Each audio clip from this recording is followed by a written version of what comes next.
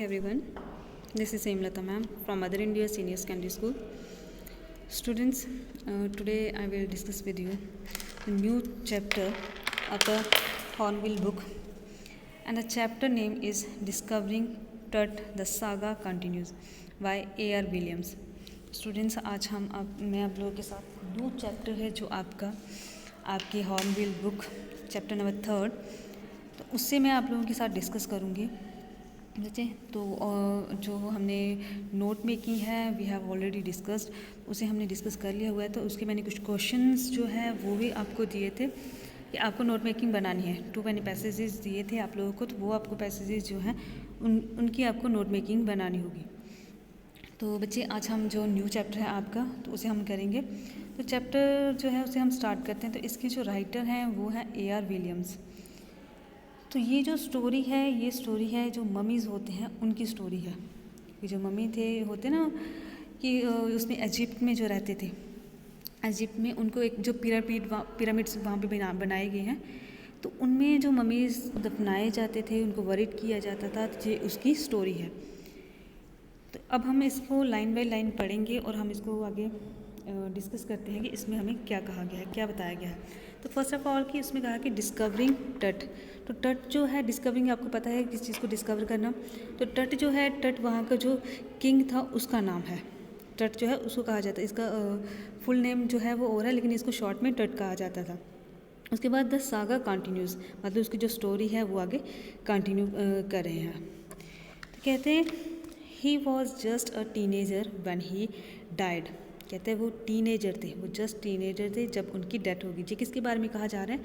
टट जो है इजिप्ट के जो किंग थे उनके बारे में कहा जा रहा है कि वो अभी टीनेजर थे। टीनेजर आपको पता है 13 से लेके 19 के बीच में। तो कहते हैं अभी वो टीनेजर थे तो उनकी क्या हो गई थी? डेथ हो गई थी।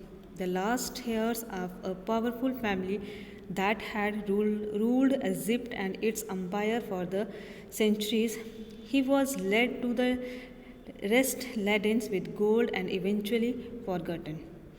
तो कहते हैं कि the last heirs of the powerful family. तो ये जो पावरफुल फैमिली थी इजिप्ट की, वहाँ के जो रूलर थे उनका ये लास्ट क्या था? उत्तराधिकारी जिसे हम कहते हैं। तो कहते हैं लास्ट हेयर था उनका कि इजिप्ट का, और ये काफ़ी पावरफुल फैमिली थी एंड उनकी जो अम्पायर थी वो काफ़ी सेंचुरीज तक चली थी। कहते जब उनकी डेथ हुई, जो टट है जब उसकी डेथ हुई तो उसको क्या किया गया? उसको वरीड किया गया।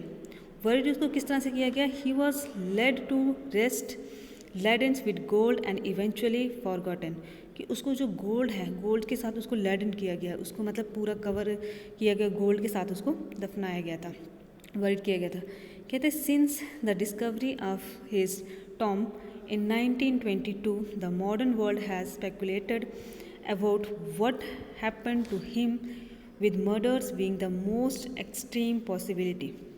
अब देखिए वो क्या कहते हैं, इनको क्या किया जाता था? जो ममीज़ होते थे इनके बारे में थोड़ा सा बता देती हूँ।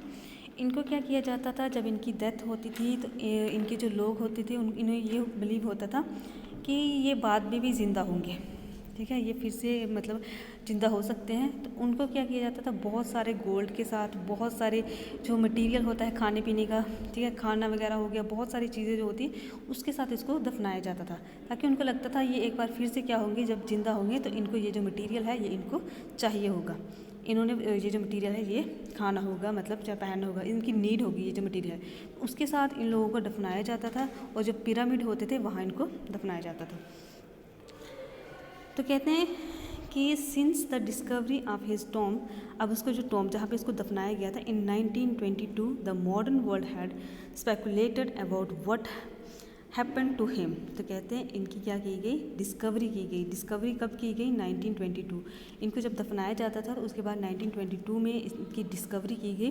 जो मॉडर्न वर्ल्ड है वो इनके बारे में जानना चाहता था कि इनके साथ क्या हुआ था, इनकी डेथ कैसे हुई थी, मतलब एक नेचुरल डेथ ही जहाँ इनका मर्डर हुआ था। तो कहते हैं इस चीज़ को वो देखना चाहते, तो इसलिए जो मॉडर्न वर्ल्ड के लोग हैं 1922 में उन्होंने इसकी डिस्कवरी करना स्टार्ट की। जहाँ इनको दफनाया गया था वहाँ क्या किया, इनको निकालने के लिए, बाहर निकालने की उन्होंने कोशिश की। तो और उसके ऊपर कुछ सर्च करने की कोशिश की, रिसर्च करने के ऊपर कि क्या इनकी डेथ जो है वो किस तरह से हुई। कहते हैं now living his Tom for the first times in almost 80 years Tut has undergone a CT scan that offers new clues about his life and death, provide precise data for an accurate forensic reconstructions of the boyish pharaoh. तो क्या कहते हैं now living his Tom for the first time in almost 80 years. अब देखिए पहली discovery कब हुई थी, पहली डिस्कवरी उन्होंने की थी 1922, वहाँ तब उन्होंने डिस्कवरी इसकी करने की कोशिश की थी। कहते उसके बाद फिर से 80 ईयर्स के बाद जो इसकी बॉडी थी उसको बाहर निकाला गया, फर्स्ट टाइम इसकी बॉडी को बाहर निकाला गया, पहले बाहर नहीं निकाला गया था, पहले उसकी थोड़ी सी मतलब रिसर्च उसके ऊपर की गई थी। कहते हैं कि इस टाइम जो है उसकी बॉडी को बाहर निकाला गया और इसकी बॉडी को कहाँ पे भेजा गया, सिटी स्कैन के लिए। सिटी स्कैन जो करते हैं तो कहते हैं वहाँ पे इनकी जो बॉडी थी, जो टट हैं, इनकी बॉडी को वहाँ पर भेजा गया सिटी स्कैन के लिए। दैट ऑफर्स न्यू क्लूज़, और जब इनको बॉडी को वो किया गया, सिटी स्कैन किया गया तो कुछ न्यू क्लूज़ जो थे वो भी मिले इनकी डेथ के बारे में कि क्या हुआ। उसके बाद इन्होंने क्या किया, वो जो डेटा था उसको कलेक्ट किया। देन उसके बाद accurate forensic reconstructions of the boy's pharaoh. तो उन्होंने क्या किया कि अब इसको फोरेंसिक रिपोर्ट जो लाते हैं तो कहते हैं उसके लिए अब इसको भेजा गया। और इसका जो फेस था कि मतलब जब जेल बॉय था, अब तो इसको क्या बन गया हुआ है, अब इतनी देर के बाद इसकी बॉडी को निकाला गया तो ये क्या होगा, सिंपल वहाँ पे हड्डियाँ ही होंगी। तो कहते हैं कि अब इसका जो एक करेक्ट फेस जो था, फेस को देखने के लिए अब इसकी जो कि कैसा फेस था, रिकन्स्ट्रक्शन उसकी करने के लिए तो क्या किया गया कि इसको वहाँ पे भेजा गया ताकि इसका एक्यूरेट पता चल जाए कि ये जो इजिप्ट का जो किंग है वो कैसा दिखता था।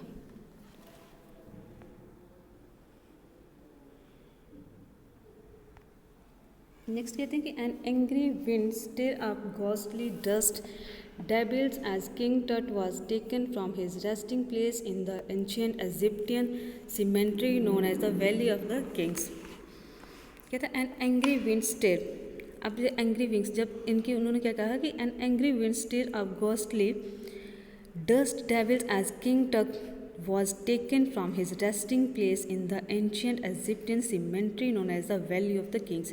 कहते जब इनकी बॉडी को वहाँ से निकाला गया, ठीक है, was taken from the resting place, जहाँ पे इनको रखा गया था, इनकी बॉडी को रखा गया था। कहते जब इनकी बॉडी को वहाँ से निकाला गया, सिमेंट्री जो होती है जहाँ पे इनको दफनाया जाता है, तो कहते उस जगह को क्या कहा जाता था, वैली ऑफ किंग्स। तो कहते जब उस जगह से जहाँ पे इनको पहले दफनाया गया था, वैली ऑफ किंग्स जो है, जब इनको उस जगह से निकाला गया तो उस टाइम क्या हुआ कि बहुत ज़्यादा जो विंड थी, एक जो डरावनी विंड होती है, हवा होती है, कहते वो चलना स्टार्ट होगी। कहते हैं dark veiled clouds had scudded across the desert sky all day and now were wheeling the stars in the cascade grey.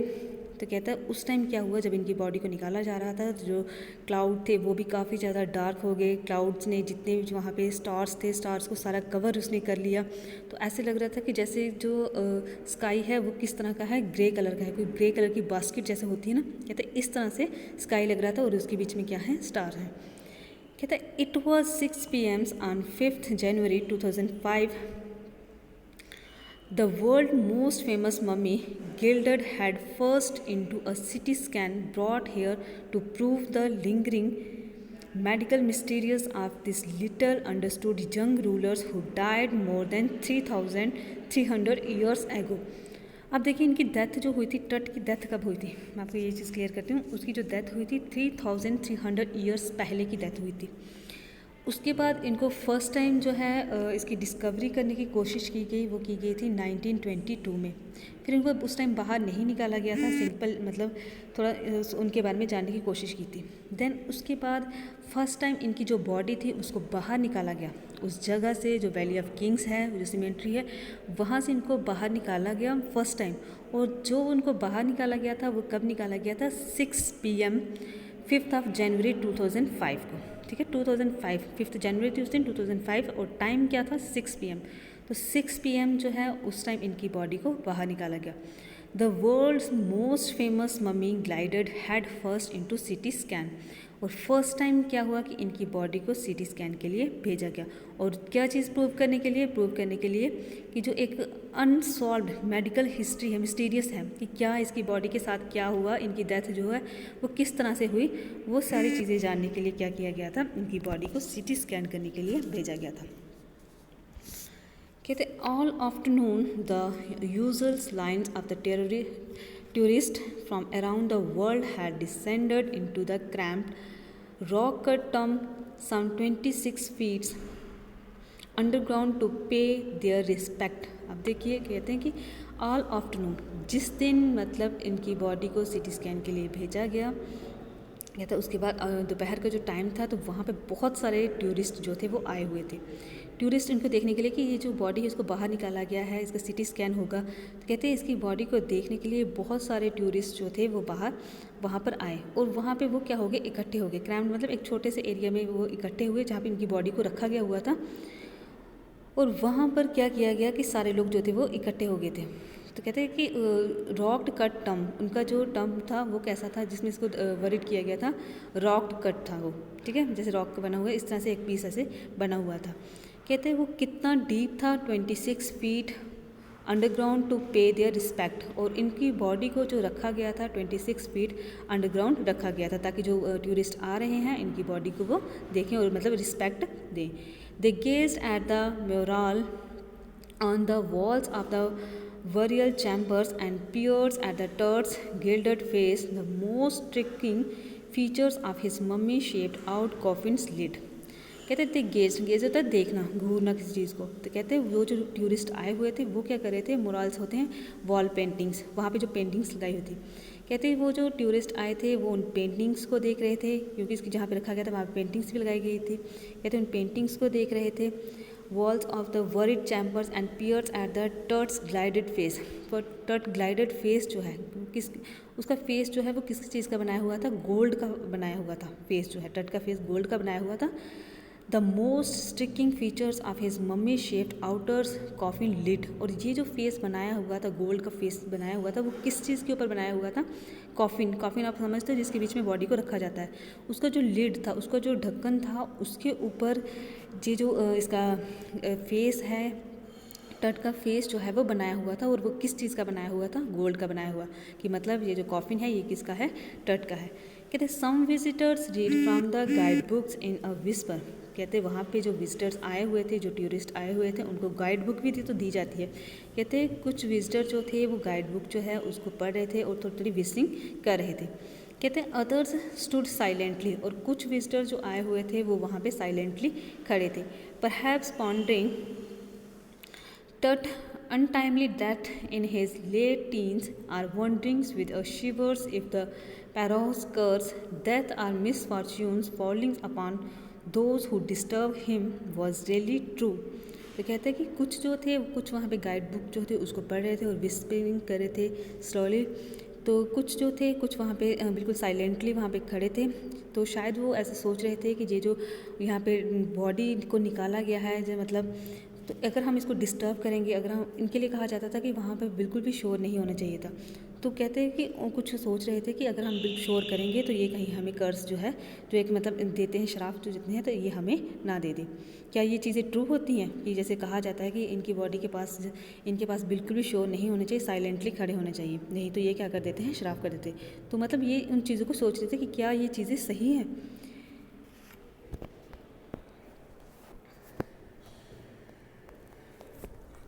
कहते थे mummy is in very bad conditions because of what Carter did in 1920s, said Zahi Hawass, secretary general of Egypt's supreme councils of antiques, as he leaned over the body for the long first look. तो कहते हैं कि अब जो है mummy की जो condition थी, ये जो यहाँ पे रखा हुआ था, इस मम्मी की जो कंडीशन थी वो कैसी थी, बहुत बैड कंडीशन थी। और ये किसने कहा था कि मम्मी की बैड कंडीशन है, ये कहा था जाही हवास ने, जो क्या थे, secretary general of the Egypt supreme councils of the antiquities के वो गवर्नर थे। As he leaned over the body for the first long first look, जब उन्होंने उनकी बॉडी को देखा था फर्स्ट, तो जाही हवास ने कहा था कि जो चार्टर जो है उन्होंने क्या किया है, जब इनकी डिस्कवरी करने की कोशिश की थी 1920 को, इन्होंने इनकी बॉडी के साथ कुछ ऐसा किया है कि अब इनकी बॉडी की जो कंडीशन है, मम्मी की जो बॉडी की कंडीशन है वो बहुत ज़्यादा ख़राब हो चुकी है। कहते हैं चार्टर हार्वर्ड जो है वो कौन है? कहते हैं Harvard charters that is was the British archaeologist who in 1922 discovered Tut's thumb after years of fertile searching। तो कहते हैं जो चार्टर जिसके बारे में कहा गया है कि इन्होंने इनकी बॉडी के लिए कुछ ना कुछ वहाँ पे छेड़खानी की होगी इनकी बॉडी के साथ, तभी इनकी बॉडी जो है उसकी बहुत ज़्यादा बैड कंडीशन है। तो कहते हैं जो चार्टर हैं, हार्वर्ड चार्टर जो हैं वो क्या थे? एक ब्रिटिश आर्कियोलॉजिस्ट थे जिन्होंने 1922 में डिस्कवर किया था टट का टॉम, जहाँ पे इनको दफनाया गया था टट को, उसको उन्होंने डिस्कवर करने की कोशिश की थी। और उन्होंने जो डिस्कवरी की थी काफ़ी ईयर्स इन्होंने डिस्कवरी की थी, और वो जो उनकी डिस्कवरी थी वो क्या थी? यूज़लेस फर्टाइल डिस्कवरी थी उनकी, तो वो यूज़लेस डिस्कवरी थी। कहते हैं इट्स कंटेंट दो हास्टली रैंसेक्ड इन एंटीक्विटीज़ वर सरप्राइजिंगली कंप्लीट। तो कहते हैं लेकिन क्या हुआ कि ये जो इन्होंने सर्च की थी इसकी बॉडी के ऊपर डिस्कवर करने की कोशिश की थी, लेकिन फिर भी इनकी बॉडी के पास जो मटेरियल था जिसके साथ इनको दफनाया जाता है वो पूरे का पूरा मटेरियल क्या था? कंप्लीट था। बॉडी की कंडीशन बैड थी बट वो जो मटेरियल था वो क्या था? कंप्लीट था। कहते they remain the richest royal collections were found and ever have become part of the pharaoh legend stunning artifacts in gold, their eternal brilliance means of the guarantee reassurances caused a sensations at the time of the discovery and still get the most attention। तो कहते हैं इनकी body के पास जो material था वो सारा पड़ा हुआ था, वो जो गोल्ड था, वो जो चीज़ें इनके पास रखी हुई थी वो सारी चीज़ें वहाँ पे पड़ी हुई थी, तो काफ़ी चीज़ें ये होती ये मोस्ट अटेंशन देती थी।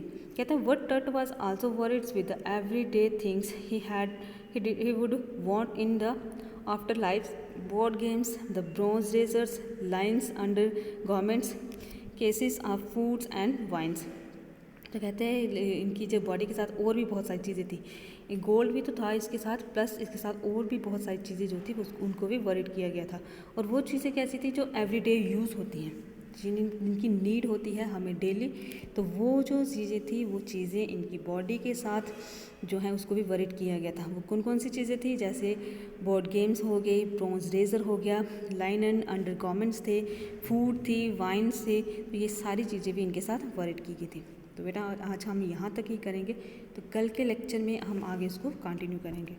तो थैंक यू बच्चे, thank you for listening and watching and have a nice day.